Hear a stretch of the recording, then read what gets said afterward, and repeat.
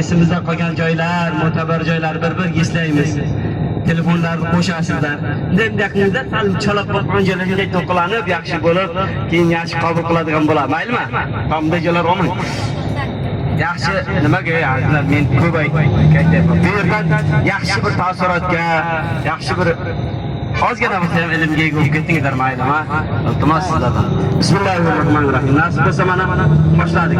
10-oktyabr kuni sizlar bilan diyorlashdik. Jidda aeroportda ko'rishdik. Keyin Madina Munavvaraga yo'lga chiqdik. Birinchi borgan joyimiz Madina Munavvaradagi Masjid Nabaviyada bo'ldik.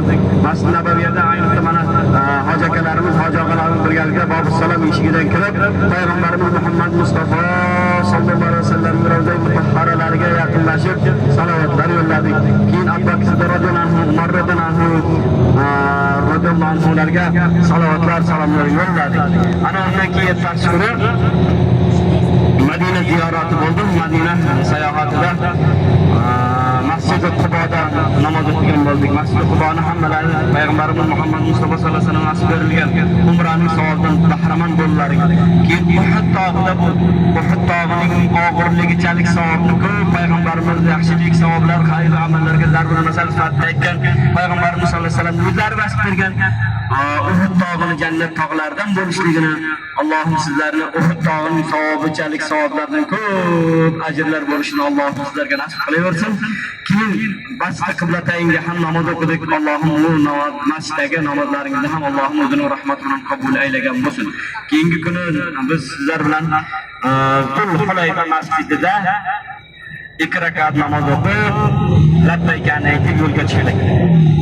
Ya'ni dushanba kuni kelib, ya'ni yakshanbadan dushanba kechasi kelib, bomdodgacha sizlar umra amalini bajardilaringiz. 7 marotaba Ka'bani aylandingiz, 7 marotaba sa'iy qildilaringiz va har birida 2 rakatda namoz o'qib, sochlarni oldirib, xursand bo'lib, umrani bajardilar.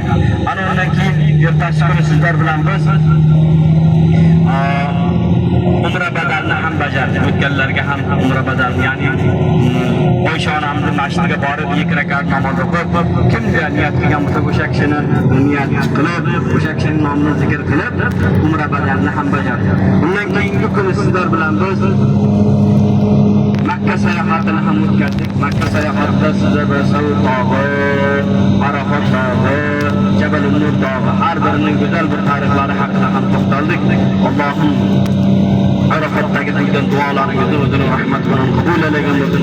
Jabal Nur tog'iga ham borildi. Jabal Nur tog'ining hurmatidan Allohim sizlarning zurriyatlaringizdan Allohning kalomini yodlaydigan ulug' qorilarni Allohim muvaffaq aylagan bo'lsin.